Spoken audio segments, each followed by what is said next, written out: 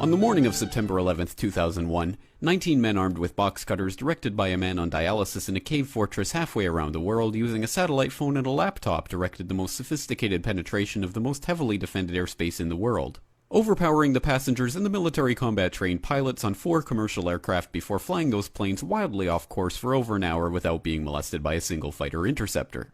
These 19 hijackers, devout religious fundamentalists who like to drink alcohol, snort cocaine, and live with pink-haired strippers, managed to knock down 3 buildings with 2 planes in New York, while in Washington a pilot who couldn't handle a single-engine Cessna was able to fly a 757 in an 8,000-foot descending 270-degree corkscrew turn to come exactly level with the ground, hitting the Pentagon in the budget analyst office where DoD staffers were working on the mystery of the $2.3 trillion that Defense Secretary Donald Rumsfeld had announced missing from the Pentagon's coffers in a press conference the day before, on September 10th, 2001. Luckily, the news anchors knew who did it within minutes. Osama bin Laden. The pundits knew within hours. Osama bin Laden.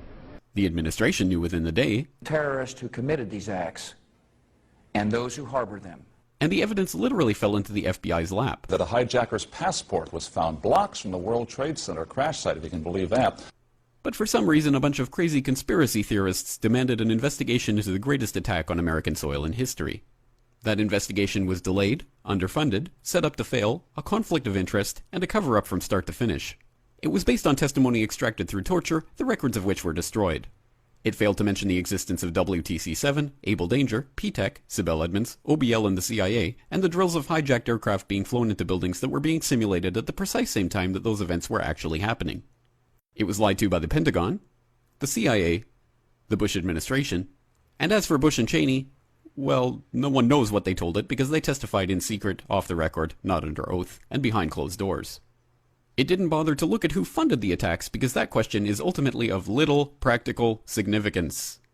Still, the 9/11 Commission did brilliantly answering all of the questions the public had, except most of the victims' family members' questions, and pinned blame on all the people responsible, although no one so much as lost their job, determining the attacks were failure of imagination. Because nobody in our government, at least, and I don't think the prior government that could envision flying airplanes into buildings. Except the Pentagon, FEMA, NORAD, and the NRO. The DIA destroyed 2.5 terabytes of data on Able Danger, but that's okay because it probably wasn't important.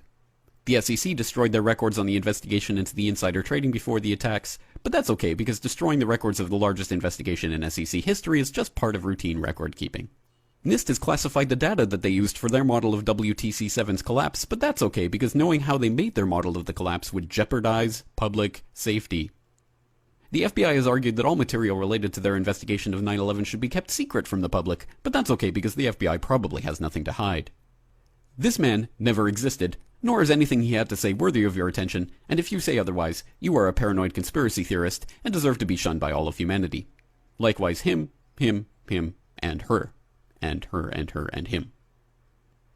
Osama bin Laden lived in a cave fortress in the hills of Afghanistan, but somehow got away. Then he was hiding out in Tora Bora, but somehow got away.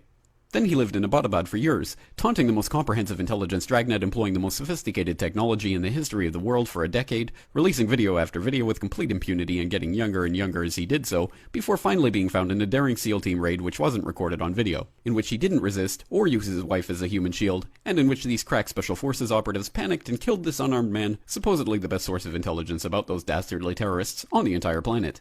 Then they dumped his body in the ocean before telling anyone about it.